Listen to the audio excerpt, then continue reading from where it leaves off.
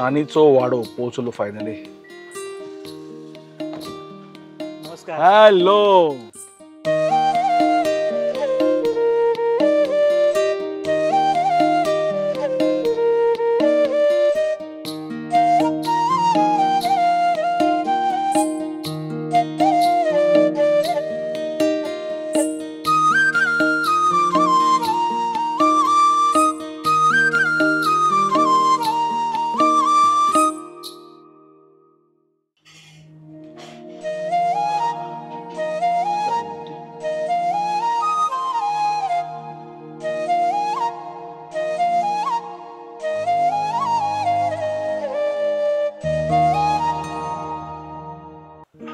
चला आता आपण जेवण घेऊया.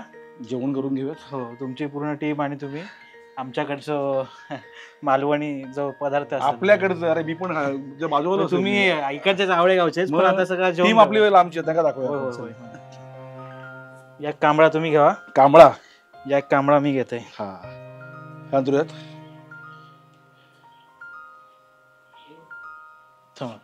असं.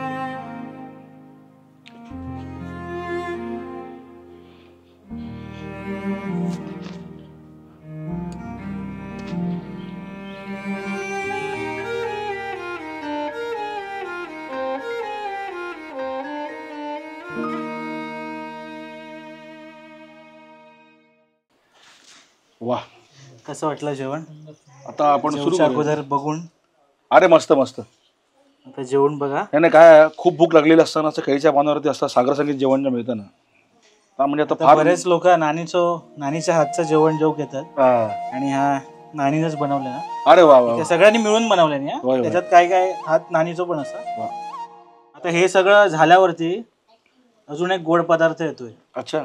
तो आम्ही असा सस्पेन्स ठेवलाय थोड्या वेळानंतर.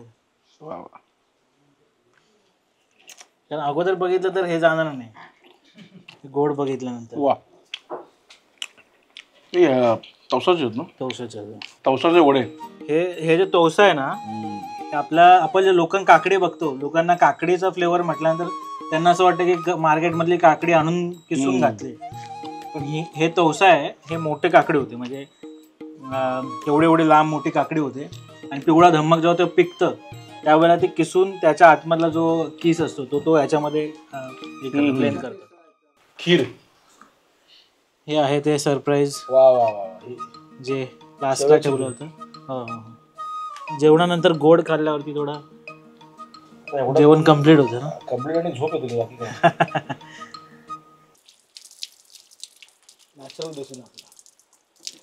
नमस्कार नानी. नमस्कार तुमचा. मी आवळेगावचो.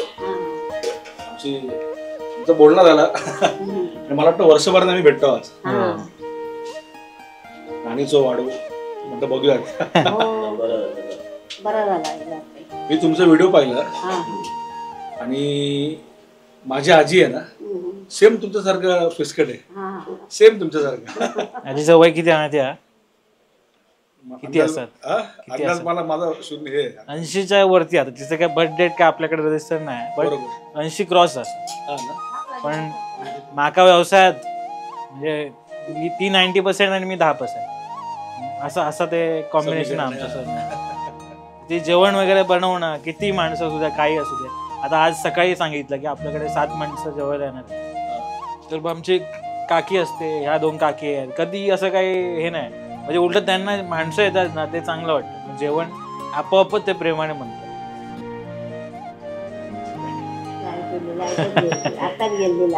उल्लेख झाला आणि लाईट जातच असताय सर ना.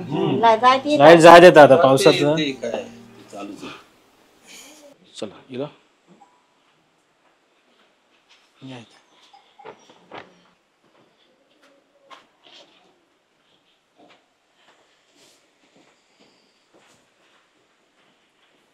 वा. सगळं मातीनेच गिलावा काढल्या. वा.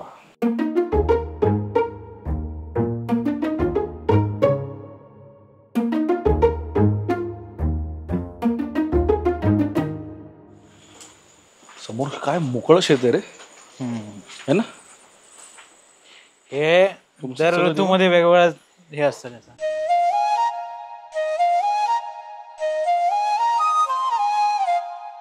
आता हे थोड्या दिवसात आहे ना, जेव्हा त्याला केसर फुटतील आणि हळूहळू हे 24 कॅरेट सोनं बनत जाईल.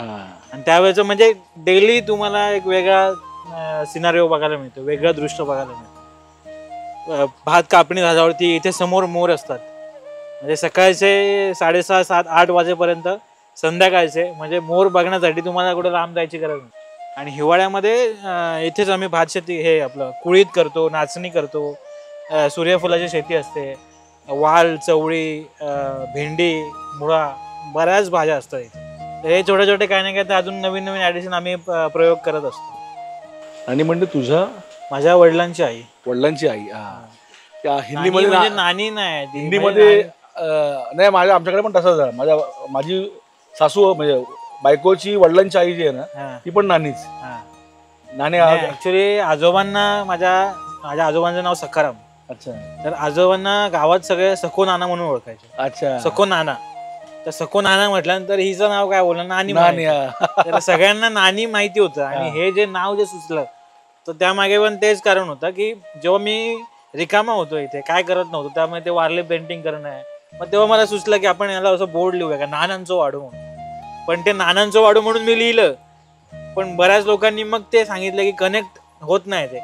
ते आजी जी आता हरवत चाललेली आजी आहे ना, ती नानी आहे. आणि इथे जे लोक येणार आहेत ते तिला नानी अट्रॅक्ट होणार आहेत, किंवा ती नानीशी त्यांचं एक वेगळं नातं जोडणार आहे. तर तू ते नानीचं वाडो करशील का? मग त्याच्यानंतर मग मी म्हटलं एका वेलांटीचा तर फरक आहे, तो टिंब काढायचा आणि एक वेलांटी द्यायची. आणि मग तसं ते नानीचं वाडो हे नाव तिथे आलं. चला वाडो बघूया आपण. हो हो चला. हे ना जाऊ. नानीचं वाडो, ॲग्रो टुरिझम. पण आता तुम्ही आता कोकणीत असाल, त्याच्यामुळे तुमका तर घरातला आर्किटेक्ट म्हणजे कोकणी घर तुमच्यासाठी नवीन नाही. पण आपण नाही, मी बघितलेलं जस्ट तुमका इंट्रोड्यूस करतो आपलं वाडो.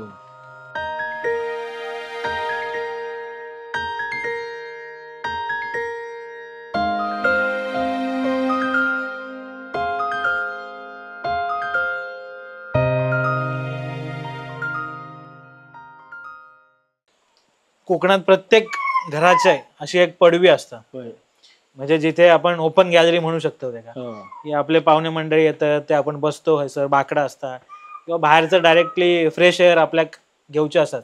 तर ही जागा एकदम बेस्ट असतं. पडवी म्हणजे चारही बाजूने असतं. कारण मेन काम या पडवीचं काय असं की पाऊस इथे डेन्स असतात, 6-6 महिने पाऊस पडतं आपल्याकडे. 6-6 महिने पाऊस पडल्यामुळे हे जे मातीचं घर असं, हे भिंतींना प्रोटेक्ट करताना कोण, मग ह्या पडव्या त्या गोष्टींसाठी कामात घेतात की पडव्यांमुळे पावसाची हे येतं ना, त्या आतमध्ये येत नाही. आमच्या आजी आजोबा झावळा बांधायची, माडाची जे सुकलेले झावळं असतात त्या झावळांची तटकी बांधायची. त्याच्यामुळे पाऊस पडायच्या अगोदर तटकी बांधून मोकळी असायची पूर्ण चारी बाजूला. म्हणजे भिंतींका पावसामुळे काही धोको नाही होणार, कारण हे पावसात जर भिजले तर फुगले किंवा ते पडू शकतात. अच्छा. ते तुमका माहिती हवं त्याच्यासाठी आपल्या काय काय झावळे असतात. झावळे ना? होय होय होय. या आता पडवी झाल्यानंतर हे का म्हणतात लोटो. लोटो म्हणजे आता जो आपण हॉल म्हणू शकतो. हॉल म्हणजे हे कंडिशन नुसार असतात, कोणाच्या घरात मोठं असतात, कोणाच्या घरात छोटं असतात. आमचं एवढं असं, पण ह्या लोट्यावरती बऱ्याचशा आठवणी असतात.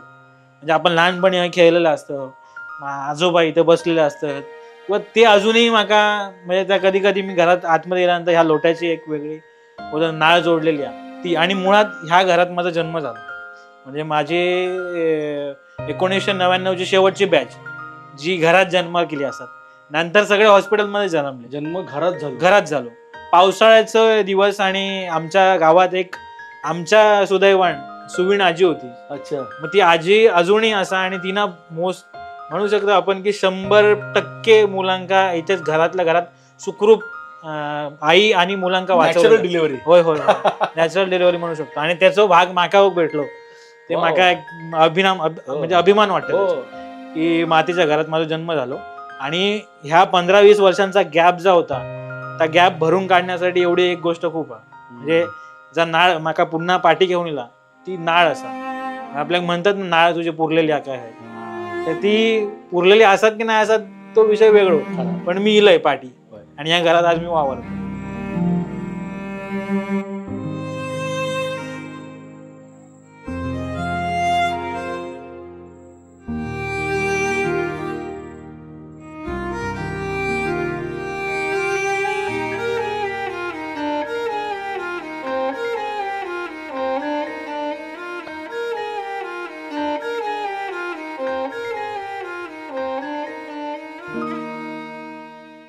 2024ला जेव्हा मी इलय पहिल्यांदा, त्यावेळे ह्या घराकडे बघितल्यानंतर अशी दशा होती की मी सुद्धा या घरात येऊ घाबरत होतोय. म्हणजे 90% डॅमेज घर होतं, वापरत नव्हतं. ह्या पडवीमध्ये थोडासा गवत इला होता, बाहेर जशी खड्यात जशी जमीन आहे ना तशी ही जमीन झाली होती, कौला पडली होती, भिंतींका भेगा गेल्या होत्या अक्षरशः. म्हणजे बाहेरचे जे भिंती असत गळान त्याची माती पूर्ण गेली होती. संडास बाथरूम नव्हताच घरात, फॅन कनेक्शन नव्हता लाईटचा वगैरे किंवा होता. आणि आमच्या आजी तरी सुद्धा तिच्या म्हणजे ती एकटी ना, त्याच्यामुळे ती काय ताकद नव्हती तेवढी. ती काय करायची, सणासुदीक जेवढा सारूक जमात तेवढा सारवायची, नैवेद्य बनवायची, वाडी दाखवायची आणि आपला 2 खोल्यात राहायची. आपण वळयत जाऊया. ही आता वळय असा, म्हणजे हे कॉमन रूम म्हणू शकतो आपण. सगळ्याच घरांमध्ये वळय असतात. म्हणजे पाटल्या दारासून इलात तर तुम्ही वळय देतला, पुढल्या दारासून इलात तर वळय देतला, जेवणाच्या खोल्यासून इलात तर वळय देतला. म्हणजे ही कॉमन रूम, म्हणजे तुम्ही खैसून पण इलात तरी तुम्ही या वळयमध्ये म्हणजे लोकांच्या टीव्ही वगैरे किंवा बघण्याचं काहीतरी जेवणाचं सामान साफसफाई करूची असत तर ती ह्या रूम मध्ये, असं ह्यो लिव्हिंग रूम म्हणू शकता किंवा कॉमन रूम म्हणू शकता.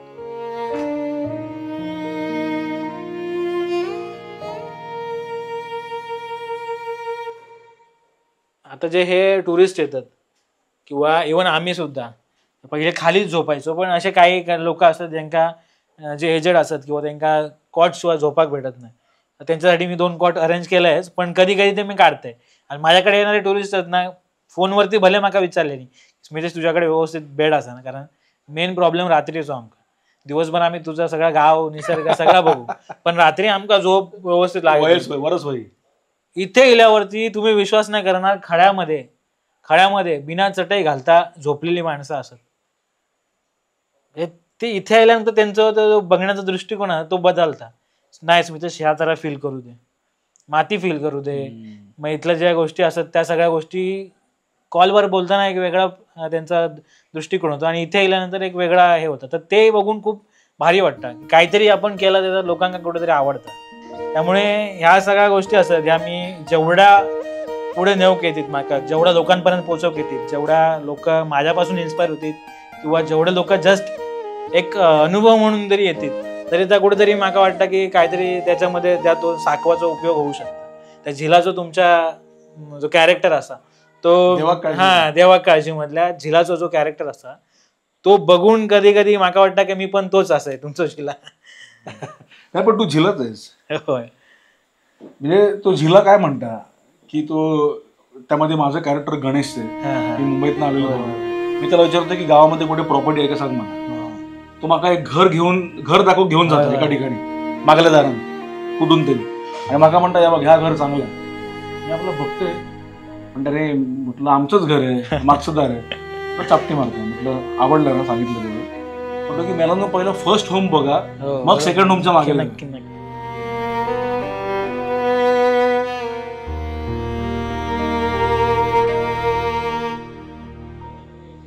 स्मितेश वाडा, खरं तुझी मेहनत आणि कमिटमेंट, डेडिकेशन आणि शांतता आणि सगळंच, तर तुझा जन्म व्हायचो. होय. आणि मग तू गेलोस खय मुंबईत गेलाय दिव्यात. आणि थैसून मग माझं शिक्षण सगळं डोंबिवली सरस्वती शाळेत झालं. 6वी नंतर दिव्यात गेलोस. होय. 10वी पर्यंत शिक्षण डोंबिवलीत, नंतर परत कॉलेज पेंढारकर कॉलेज डोंबिवलीत, आणि नंतर माझं शिक्षण हॉस्पिटल इंडस्ट्रीमध्ये झाला. माझा हॉटेल मॅनेजमेंटमध्ये डिप्लोमा केलाय मी. अच्छा. आणि डिप्लोमा केल्यानंतर मग जॉब आणि या सगळ्या गोष्टी मुंबईतच झाल्या. म्हणजे गाव हे फक्त आपल्या कधीतरी सुट्टीत जाऊचा मजा करूच्या तो म्हणजे गाव. पण तेव्हा गाव किंवा काय गोष्टी असत त्या काय आपल्या काय गरज आहे त्याचं असं काय वाटायचं नाही. ते गेल्या वर्षी आणि ह्या लॉकडाऊन नंतर आपल्याला कळालंच की आपण किती इम्पॉर्टंट असो आणि नेचर काय असा, या गोष्टी लॉकडाऊन नंतर पॅन्डेमिक नंतर आपल्याला कळालं. माका वाटतं लॉकडाऊन होऊच्या अगोदरच मी गावा गेले होते. अच्छा. 4 दिवस अगोदर अनाऊन्स व्हायच्या आधी, लॉकडाऊन होऊच्या अगोदर, अनाऊन्स व्हायच्या अगोदर 4 दिवस अगोदर मी गावा घेऊन राहिलो होते. आणि झाला असा की 2 दिवसांनी जाऊचं आणि आदल्या दिवशीच लॉकडाऊन लागला. एका वाटेन माका एकदम म्हणजे आनंद झाला होता की चल मरण द्या, आणि 4-8 दिवसांची सुट्टी गावली म्हणून. पण नंतर तर एवढा लांब झाला की माका हैसरच राहायचं लागलं. कल्पनाच नव्हती. मग माझे आई वडील पण इकडे येईल, 4-5 महिन्यानंतर. कारण तिथे काय ऑप्शन, खाणार काय एवढ्या महिने जर घरात बसणार, तर पप्पांच्या एकट्याच्या पगारावरती सगळं चालू होतं आणि आम्ही तेव्हा शिकतच होतो. त्यामुळे मला काय पैसे किंवा काय असं काही नव्हतंच, इन्कम सोर्स कुठे नव्हताच. आणि त्यामध्ये नंतर मग मी म्हणजे माझ्या आयुष्यातला पहिला, म्हणजे आमच्या खानदानात कोणी असा काही व्यवसाय करण्याचा विचार नसेल केला, मी फ्रँकीचं शॉप टाकलं होतं कडावल बाजारात. अच्छा. म्हटलं की चल बसून बसून काय करायचं, आणि तिथून मला वाटतं ते डोक्यात होतंच माझ्या की काहीतरी स्वतःचं करायचं, वैयक्तिक मालक व्हायचंय, किंवा ते कमी पैशात का असू दे पण म्हणजे स्वतःचं असं कोणी आपल्याला बोललं नाही पाहिजे किंवा कोणी काय केलं नाही पाहिजे, आपल्यामध्ये जगता आलं पाहिजे, असं माझी कन्सेप्ट होतीच डोक्यात. आणि गेल्या वर्षी हे सगळं युट्यूबचं कोकण कोकण कोकण कोकण बघतच होतो. त्या गोष्टी टी व्हीवर बघायचो तेव्हा अभिमान वाटायचा की अरे माझं गाव असं आहे, कोकण हे असं आहे. पण जेव्हा गेल्या वर्षी मी असंच बॅकडेटा रिझाईन केला आणि म्हटलं इंटरव्ह्यू, माझ्याकडे पासपोर्ट आला होता आणि माझ्याकडे 2 ऑप्शन होते, एक तर क्रूजवरती जायचं किंवा लँडवरती कुठेतरी जायचं, दुबईला जावा किंवा युरोप साईडला जावं. पण प्रॉब्लेम हा होता की काम करत होतो तिथे, कम्फर्ट झालो होतो, आज सोडीन उद्या सोडीन असं होतं. त्यात एक इन्सिडेंट झाला, मग रिझाईन केलं आणि म्हटलं आता आपल्याला मोठं पाऊल उचलायचं आहे, देश सोडायचा आहे, बाहेरच्या देशात जायचं आहे, तिथून पैसे कमवायचे आणि आपल्या फॅमिलीला जे आतापर्यंत आपण गरिबी दिवस काढतो ते कुठेतरी आपण त्यांना एक आशेचं किरण देऊ शकतो. आणि मग एक डोक्यात विचारलं की चल 15 दिवस गावी जाऊन ना एकदम फ्रेश होऊया, इंटरव्ह्यू शेड्यूल करूया. मग गावावरून आल्यानंतर मग झपाझप इंटरव्ह्यू घेऊन मग कुठलीही इंटरव्ह्यू क्लिअर करू शकतो, असं एक हे होतं. आणि मग मी आलो, जेव्हा आलो तेव्हा माझ्या पाठीमागे अजून एक घर आहे, चिरेबंदी घर आहे.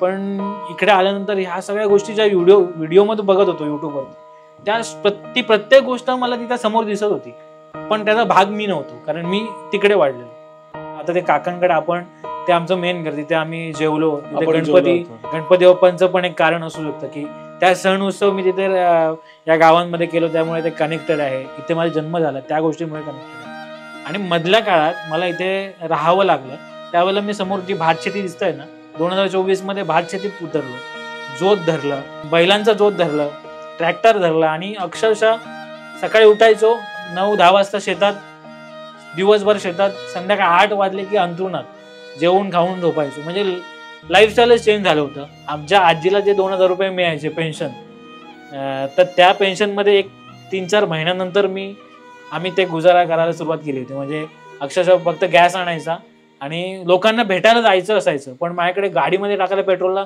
पैसे नसायचे. मग त्यावेळेला मित्रांना कॉल करायचो की 200 रुपये पाठव. आणि मुंबईत असणारा खादाड मी इथे वडापाव पण नाही खायचो, फक्त पेट्रोल टाकायचो 100-200 रुपयाचं. ज्या माणसांना भेटायचं त्यांना भेटायचो, त्यांना माझं जे काही स्टोरी आहे ते सांगायचो, तुम्हाला जर मला प्रमोट करायला आवडेल का, अशा सगळ्या गोष्टी करायचो आणि परत घरी यायचो. त्यामुळे कदाचित इथल्या पिठी भाताची जी चव आहे ना मला ती कळली, आणि ती मला आजही जगात कुठलाही एकदम चांगला पदार्थ जरी दिला तरी मी त्यातला या पिठी भाताची कंपेअर म्हणजे करणारच नाही. 8 दिवस जरी कधी मुंबईला गेलो, मी 4 दिवस मुंबईला गेलो आई वडिलांना भेटायचा, तर म्हणजे कधी कधी असं वाटतं ना की इकडचं ते पिठी भात मिस करतो.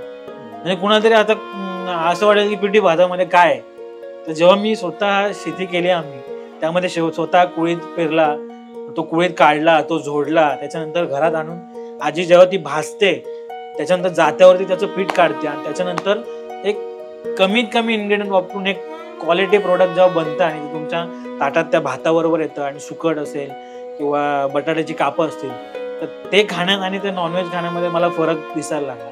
आणि तिथून माझ्यात बदल झाला. हा फक्त ह्या सगळ्या गोष्टींमध्ये नाही, तो विचारांमध्ये पण झाला. मी ठरवलं की मला आता माझ्या गावात राहायचंय. मग गावात राहायचंय तर मग 1 वर्षभर तर काढू शकतो माणूस की बाबा चल पैसे नाही, आज इथून घेतले तिथून घेतले, काहीतरी केलं, पण पुढे पूर्ण आयुष्यात काढायचंय. लग्न आहे किंवा मुलं असतील त्यांना शाळेत जायचंय, मेडिकल इमर्जन्सी असतील, असे थोड्या डोक्यात होतं की तेव्हा मग पैसे कुठून आणणार किंवा तेव्हा काय करणार. आणि तेव्हा मग कन्सेप्ट डोक्यात आली की आता असे काही लोक असतील ज्यांना मातीच्या घरात येऊन राहायला आवडत असतील. आज जसा गणपती आपल्या घरी आलाय आणि आपण ज्या उत्साहाने तो साजरा करतो, असे काही लोक असतील ज्यांच्याकडे गणपती येत नसेल. आता जे कोकणात गणपती उत्सव काय असतो हे बघायची सगळ्यांना उत्सुकता असते. किंवा कोकणात सण काय असतात, खाद्य संस्कृती काय आहे, तिकडचं नेचर काय असतं, बायोडायव्हर्सिटी काय असते, मातीची घरं काय असतात, अशी लोक असतील ज्यांना हे साधेपणात राहणं आवडत असेल तर त्या लोकांना आपण इथे आणू शकतो. त्यांच्याकडनं जे काही मिळतील तर ते त्या पैशांमुळे आपला इन्कम सोर्स जनरेट होऊ शकतो. मग तिथून मग ते सुरुवात झालं की मग हे पेंटिंग करा, मग नानीचं वाढवू, मग त्या व्हिडिओज व्हायरल झाल्यात आणि आज खरं स्वतःला समाधान वाटतं. फार जास्त काही कमवत नाही पण मी जे कमवतोय ते माझी एक ओळख बनते त्याच्यातून आणि मला वाटतं की अशी ओळख इथल्या प्रत्येक तरुण मुलाने बनवली पाहिजे. मला असं वाटतं की मी अशा लोकांना त्या साकवावरून चालत चालत परत कोकणाकडे आणीन आणि ह्या मातीच्या घरात राहणं काय असतं, चुलीवरचं जेवण काय असतं, आजी जी आता हरवत चालली त्या नानीचा सहवास, त्या आजीचा सहवास काय असतो हा त्या लोकांना मी अनुभवून माझ्या या पर्यटनातून म्हणा किंवा माझ्या व्हिडिओतून म्हणा किंवा इथे जे लोक येतात त्यांच्या त्या अनुभवातून म्हणा मी त्यांच्याशी त्या साकवावरून त्यांना इथपर्यंत आणण्याचा प्रयत्न करेन. आणि तुमच्या झिलाकडून मी कदाचित इन्स्पायर पण झालो असू शकतो कारण हे सगळ्या गोष्टी आपण कनेक्टेड आहोत. कोकणासाठी कुठेतरी तुमच्या मनात खूप मोठी हे आहे आणि म्हणून ती कदाचित इथे नानीच्या वाड्यात तुम्हाला घेऊन आली असेल. हो खरं. नानी बसले, नानी ये इथे जरा आमच्यावर गप्पा मारूच बस. उत्सव मूर्ती इले ह्यो नानीचा वाडो माहिती माहिती आहे. नानी काय नानी इली काय मग कसं वाटतं नातवाने वाडो केलो? हो बरं केलं. कसं माती आणलं, अगदी शाप पडा गेलेलं ना, माती आणली ती गिलाव काढलो. हे नाही ह्यो काय करता नाही काय नाही तर माका काय माहिती नाही, आमका काय कोणाक सांगूक नाही. तर म्हटलं ह्यो काय करता काय असं माझ्या डोक्यात विचार यायचो. ह्यो नंतर काय कर मी माती पातळ घमेल्यात करून असं कपड्यान गेल्यावर काढायचं, कपडं घेऊन. आणि ह्यांना काय करायचा ह्यो म्हणताना आजी ह्या तुझा बरोबर नाही, मी काढतोय त्या बरोबर. आणि ब्रसान असं करूक लागलो. मी म्हटलं ब्रसान बाबू त्याला टाइम लागतात. आणि ह्याची सवय कशी चांगले कपडे असो की खराब कपडे असो असं मांडी घालायची आणि असं करीत जायचं. मी म्हटलं अरे खराब कपडे घाल आणि तू गेला हो का नाही. नंतर मग मी थोडं थोडं मी आतलं काढलंय आणि ह्यांना ह्यो बाहेर काढून या पेंटिंग त्यांनीच केलंय. आधी हा घर मोडकळी शिला होता काय? हो शापच मोडक आहे. आता मी कायम माझं लग्न झाल्यापासून मी इथे ही हे दोन नातू झील सून माझी मुंबई. तर किती वर्षा माझ्या घरवाल्याने मी कायम इथेच शेती बिती करायची. म्हशी होते आमचे, शेती करायची, भात कापायचा आणायचा तरव बिरवला. पण आम्ही दोघाच काम करायचे. आता ते एक राहिलं पाठीमागे कडवी बनवली त्याच्यामध्ये ऍटलिस्ट एक तरी म्हस खाल्ली ना. आमच्या आजोबा ना स्पेशली त्याच्यासाठी ओळखायचे. म्हणजे म्हशी पाळगायचे तर नानांसारखे. म्हणजे तेल जरी ओतलं वरती तर ते सटकन खाली आलं पाहिजे. एकदम तुळतुळीत आणि चारा वगैरे घालून दही दूध ताक वगैरे टाकी भरून असायचं आमचं तेव्हा. म्हणजे लहानपणी तेव्हा सगळ्या आमची पुरी आमची म्हणजे 10-12 आमचे म्हशी होते. पण वर्षात आमचे म्हशी यायचे वर्षाच्या वर्षात. तुला त्यावेळेस वाटलं होतं वाटलं होतं की पुढे जाऊन ह्या सगळं पडका घर आणि सगळं असा परत?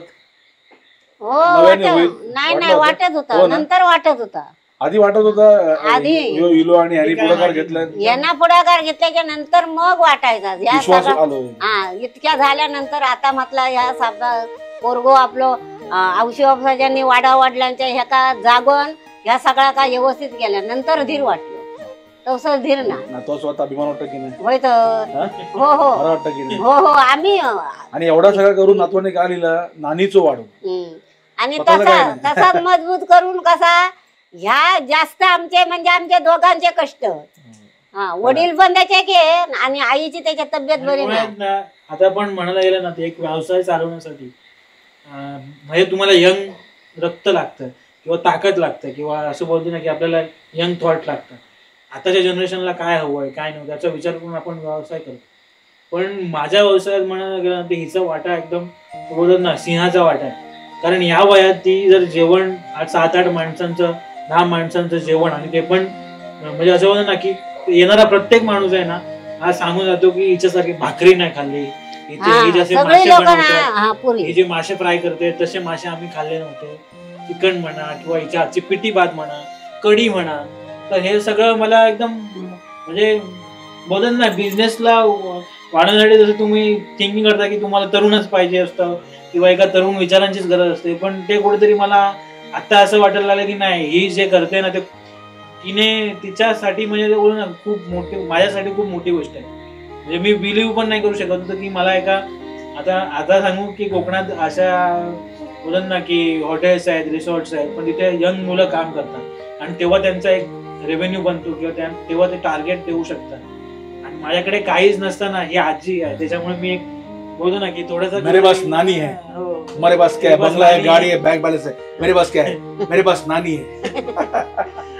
आणि याच्यामुळे हे कसं सगळं काही अजून आता मी काम करू, अजून मी लाकडा पण कुराडेन फोडते. सगळं करते. जो करू गेलो ना काय माका लय राग येता, कसा हा कुठे तरी हातार मारून घे पायार का म्हणून ह्यो माका वराडतो, हा मी नाही करणार, मी हे नाही करणार. अरे म्हणजे तू काय करशील. करायचं नाही, तू बोल ना कसं तुला नाही जमत. कधी कधी ती बोलते की तुला जमत पण चालत होतं, आजी आणि नातवाचं नातं असंच असतं. जी मूर्ती बघितली खूपच सुंदर आहे. तर गणपती म्हटलं की कोकणाचं एक वेगळंच नातं असतं. बापांचं आगमन झालेलं आहे, त्यासाठी गणपती, कोकणातला गणपती म्हणजे काय आहे, आठवण काय आहे? किंवा कोकणातला गणपती म्हटलं तर ते मगाशी म्हटल्याप्रमाणे खूप मोठा उत्सव असतो. त्याच्यामध्ये तो तुम्हाला तो पुन्हा एकदा साकव नव्याने, नॉर्मली आपण म्हणतो तो साकव आहे. गणेशोत्सवात म्हटलं तर सजावट केलेला साकव, जिथे तुम्हाला तिथे असतानापासून तुम्हाला ती गावाची ओढ लागते, गणपतीची ओढ लागते. आता आम्ही जिथे इथे आता मी लास्ट गेल्या वर्षीपासून इथे आहे, तर माझ्यासाठी म्हणजे गणपती उत्सव हा 1-1.5 महिना अगोदरपासून चालू आहे. जशी भात लावणी सुरू झाली तसं गणेश शाळेत आम्ही हजेरी लावायला सुरुवात, माती म्हणजे तो जन्म घेतोय ते आम्ही सगळं बघतोय. मग गावातून लोक येतात, नातेवाईक तुमचे जे मायग्रेट होऊन बाहेर गेलेले असतात ते येतात, आणि हे सगळं आम्ही म्हणतो ना की आनंदाने उत्साहाने 11 दिवस साजरे करतो. की आम्ही बोलतो गणपती बाप्पांशी, गाराणं घालतो. म्हणजे कोणासमोर गाराणं घालतो आपण? मातीच्या मूर्तीसमोर गाराणं घालतो. ते गाराणं घालत असताना जेव्हा मी माझ्या बाबा आहेत, माझे वडील आहेत, जेव्हा गाराणं घालतो तेव्हा त्यांच्याकडे बघतो ना, तेव्हा असं ते वाटतं ना की ती मूर्ती नाही, तो त्यांचा एक कोणतरी सजीव तिथे बोला ना की कोणतरी आहे तो उभा, आणि ते त्याच्याशी बोलतायत की बा देवा गणपती महाराजा आज ही लेकरा येईल. तर म्हणजे असं वाटतं ना की तो मूर्ती म्हणून बघत नाही त्याच्याकडे एक कोणतरी आहे, तो आपला सगळा. म्हणजे तो सगळं ह्या 11 दिवसात जेवढं वर्षभरात काही त्यांचं म्हणजे काही त्यांच्या आयुष्यात दुःख आली असतील किंवा काय आलं असतील सगळं एकदम सॉर्ट करणार. आणि त्या 11 दिवसात जसा आम्ही उत्सव साजरा करतो ना, तो तुम्हाला आम्हाला म्हणायचं पूर्ण वर्षभर त्याची ती एनर्जी ठेवून जातो. जे कोकणाबाहेरचे असत त्यांना म्हणजे अपूर्व वाटतं की काय कोकणी माणूस म्हणजे काय. तुझ्याकडे कोकणी माणूस म्हणजे काय सांगशील त्यांना, काय काय आठवण? कोकणी माणूस आपण म्हणून आता बऱ्याच वेळा आपण ऐकलं असं कोकणी माणूस म्हणजे रसाळ फणसासारखं, रसाळ फणसासारखं बाहेर काटे. आणि आमच्याकडे ना प्रत्येक म्हणजे असं काय नाही की इथे बघा, इथे प्रत्येक जण काय असं श्रीमंत किंवा गरीब असं काय नाही. गणपती सगळ्यांच्या घरात येतात. आणि तुम्ही एक कंपॅरिझन म्हणजे तुमका असं सांगू शकता की आपण जेव्हा शहराकडचं गणपती किंवा असं उत्सव जेव्हा बघतो किंवा तिथे आपण जातो तर तेव्हा आपल्याला लगेच कळतं की ह्या मंडळ कमीवाला, ह्या मंडळ जास्तवाला. तुम्ही कोकणातल्या प्रत्येक घरामध्ये जा, प्रत्येक घरामध्ये, मग आता गरीबाचं घर असू दे ना तर मोठा बंगल्यावाल्याचं घर असू दे, ज्या वेळा गणपती घरात असतात तर त्यावेळेच्या त्या घराची शोभा असताना ती सगळ्या लेवलमध्ये सेमच येते. म्हणजे तुमका ती माणसा ती हे त्यांचं जे वागणूक असा तर सगळं वेगळाच काहीतरी भयानक. म्हणजे एका मंदिरात, गावात एक मंदिर असा, त्या मंदिरात समजा कुठेतरी पूजा चालू असते तर त्यावेळेला आपला किती स्पिरिच्युअल वाटतं, किती प्रसन्न वाटतं. विचार करा ना, पूर्ण गावाच्या प्रत्येक घरामध्ये गणपती बसलो, प्रत्येक घरामध्ये पूजा होता, प्रत्येक घरामधून सुगंधी म्हणजे अगरबत्तीचं वास दरवळलो, सुगंध दरवळलो असता, गणपतीची भक्तिगीता चालू असतं. संध्याकाळच्या वेळेला सगळ्यांच्या घरात भजना, आरते, उसळ, परत म्हणा केला तर ह्या सगळ्या गोष्टी, मृदुंगांचा आवाज असतो, टाळ मृदुंगांचा आवाज. म्हणजे स्पिरिच्युअल हे 11 दिवस ना म्हणजे भक्तिमय जातात पूर्ण. कोकणी माणूस असं ना की ते काय खयाव ठेवा तो गणपतीसाठी म्हणला तर तो हैसे येतोच. आणि कोणासाठी कोणी कम्पेअरच नाही करू शकत ते की तो त्याची जी पद्धत आहे सण उत्सव साजरे करण्याची. आणि मुळात म्हणायचं गेलं कोकणी गणपती असे काय स्पेशल असतात तर पहिली गोष्ट म्हणजे आपण मातीचा गणपती बनवतो. फार वर्षापासून जे चालत दिलेली परंपरा असा आमच्या गावात अजूनही मातीचेच गणपती आणतात. त्याच्यानंतर मणपी आपली जी कुठे बाकी ठिकाणी तुमका बघू भेटत नाही ती आपल्याकडे मणपी बघू भेटतात. केळीच्या पानावरती आपल्याच सिजनल ज्या आजूबाजूच्या भाज्या असतात ते आपल्या जेवूक भेटतात. त्याच्यानंतर डेकोरेशन पण बघितलं तर काय असं काय मोठा माझं गणपती मोठं काय छोटं असं काय नसतं. एक साधा तुमच्या आजूबाजूला आंब्याचे टाळ किंवा बेडल्या माडाची हे लावून असं साधा डेकोरेशन असतं. म्हणजे ह्या सगळ्या गोष्टी आपण या गणपतीमध्ये अनुभवतो. नाता टिकवणारो देव, बुद्धी देणारो देव, असं सगळं आपण या गणपती म्हणजे अनुभवू शकतो कोकणात. माझी आजी, माझ्या बायकोची आजी, तिका पण नानी म्हणायचे सगळे, ती पण अशीच. आणि ना तू आता मागाशी म्हणालास ना नानीचं वाडो, अशा असंख्य नानी आजी आपल्या कोकणात आहेत. आता तिची पोरा नातवा सगळी कामाधामानिमित्त मुंबईत असतात, त्यांची पण चूक नाही. पण ते एकटे असतात आणि सण वार सगळं अगदी काय म्हणतात त्याला अव्याहतपणे ती बाप्पाची सेवा करतात. तू देवाकाळजी 2 पाहिली असशील, देवाकाळजी सीझन 2 पाहिलंस तर ती आजी आठवते, एकटी आजी. तिचा मुलगा भारताबाहेर आहे, एकटी सेवा करते गणपतीची बाप्पाची, आठवते का? तर ते खूप काल्पनिक नाही ना ते.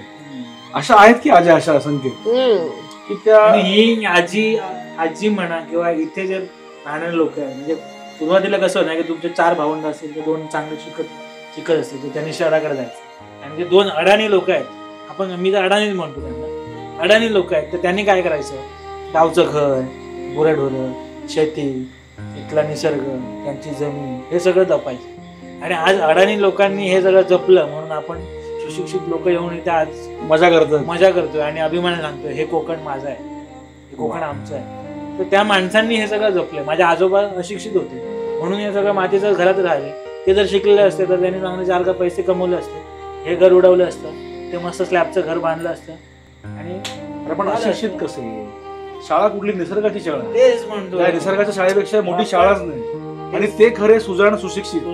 आम्ही आपले पुस्तकी म्हणजे साक्षर आणि सुशिक्षित यातला हा फरक आहे. आम्ही सगळे साक्षर आणि हे सगळे सुशिक्षित. सांगायचा अर्थ तोच होता की त्या माणसांनी म्हणजे ते शिक्षण पुस्तकी शिक्षण न घेता निसर्गाच्या शाळेत म्हणजे बोला बिना भिंतींच्या शाळेत राहून हे सगळं जपलं आणि आज त्याचा आपण अभिमानाने अनुभव घेतोय आणि लोकांनाही त्या गोष्टींमध्ये सांगतोय की येवा कोकण आपलंच असं. आणि ह्या सगळ्या अनुभवा ह्या सगळ्या त्या माणसांनी अनुभवला, तर त्या माणसांच्या गोष्टी कधी विसरून चालायची. आता तुका म्हणजे प्रश्न विचारणार होते की तुझ्या आयुष्यातलं देवाकाळजी क्षण कोणतो, जे ज्यावेळेस तुका असं वाटलं की बाबा रे आता सगळं संपलं आणि डोळ्यासमोर अंधार आणि देवाकाळजी म्हणजे त्याका काळजी आणि त्यांनी त्यातनं मार्ग दाखवल्यान. तर आता मला त्याचं उत्तर सापडला. बहुतेक तुझा उत्तर तास असाच की असं मला वाटतं की तुका वाटलं की आता मी भारताबाहेर जातले, आता काय मी इंटरव्ह्यू देऊन खय जाऊन पैसे कमी नाही, औषध बापाशी पैसे आणून देईन आणि तात्पुरतं काय होणार कोकणात जाऊन फ्रेश होऊयात आणि फ्रेश होऊयात आणि मग आपलं रेस्ट त्याचीच त्या देवाचीच काय आणल्या नाही असं मला वाटतं.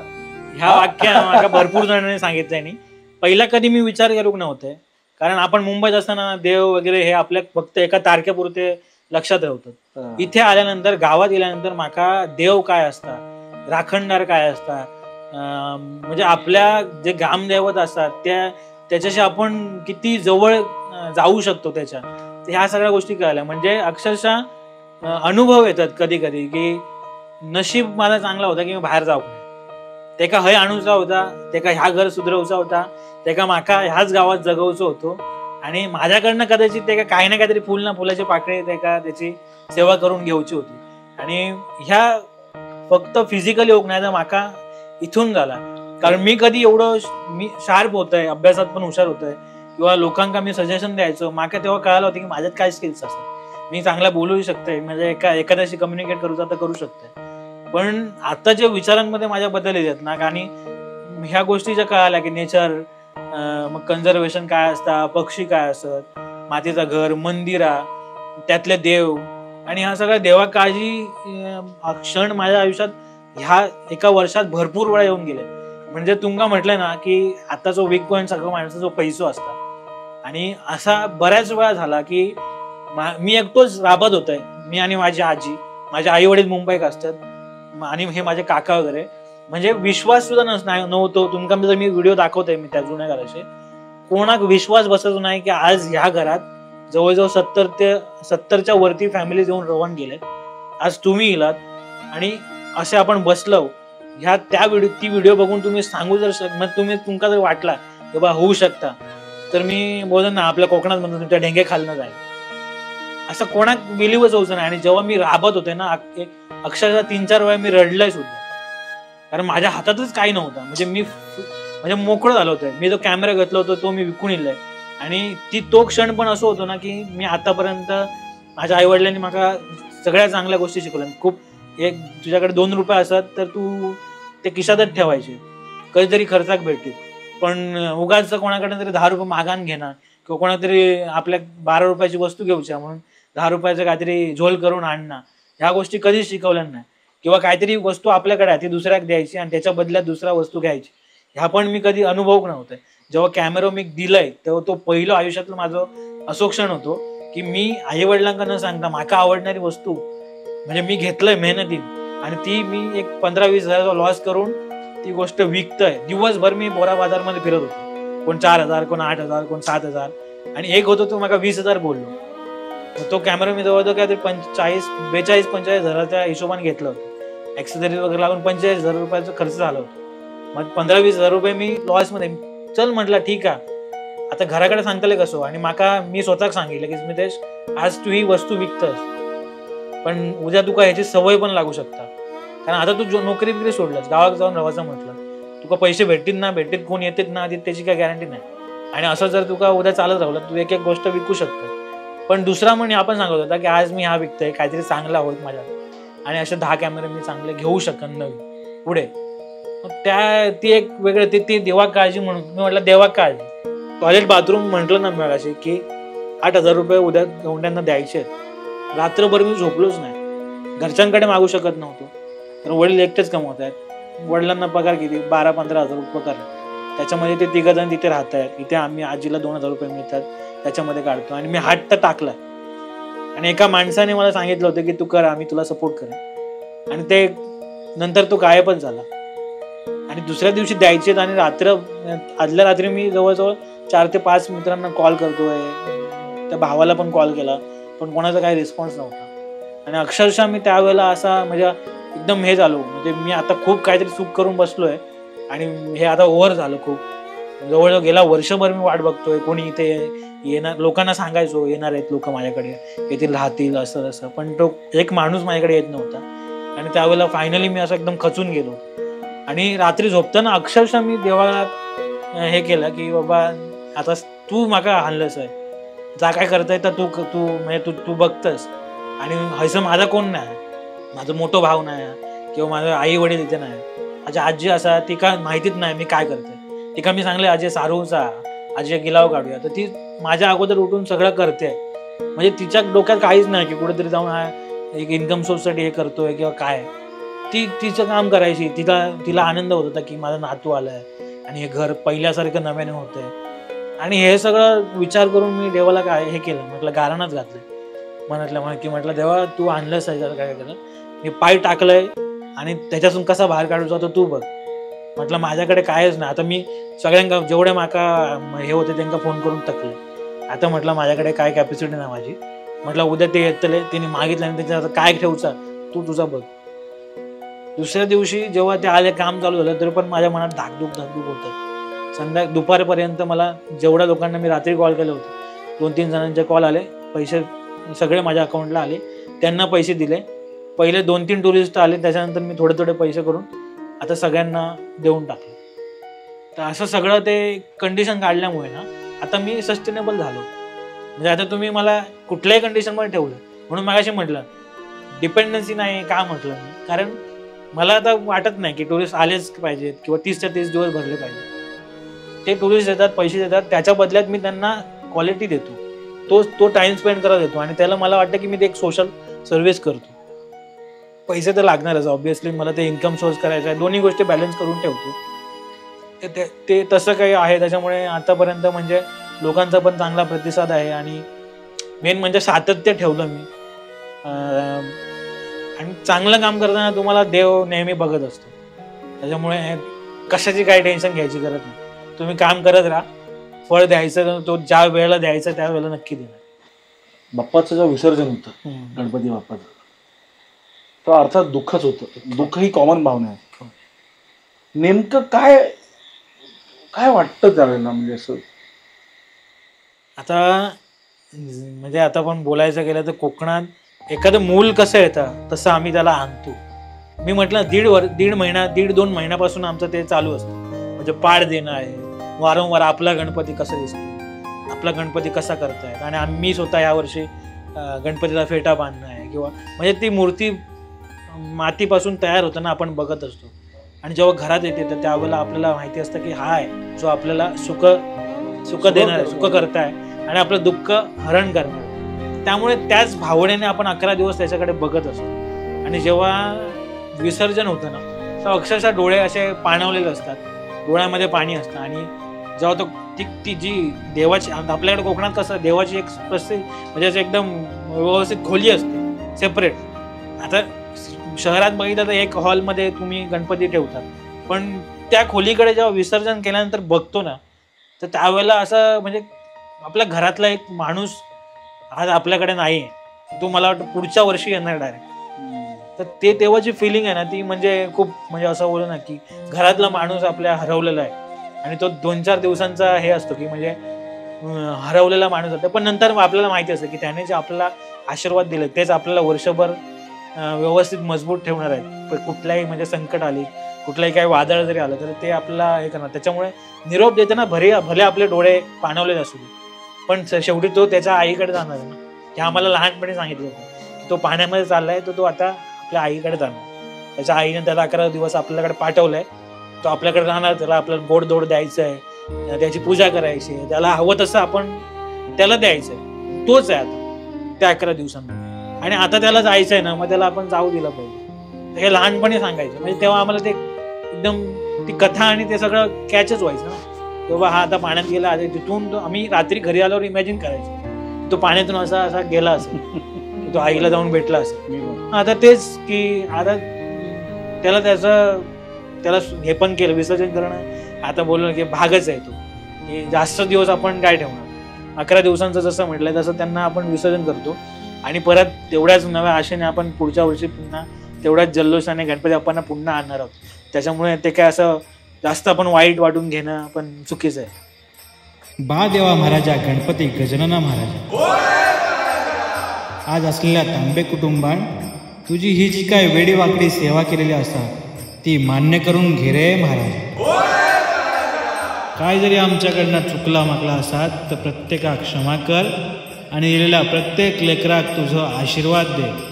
देवा महाराजा, या कोकणाची परंपरा आम्ही अशीच टिकवण्याचा प्रयत्न करतलो, तर कोणाची नजर लागाक देऊ नको रे महाराजा.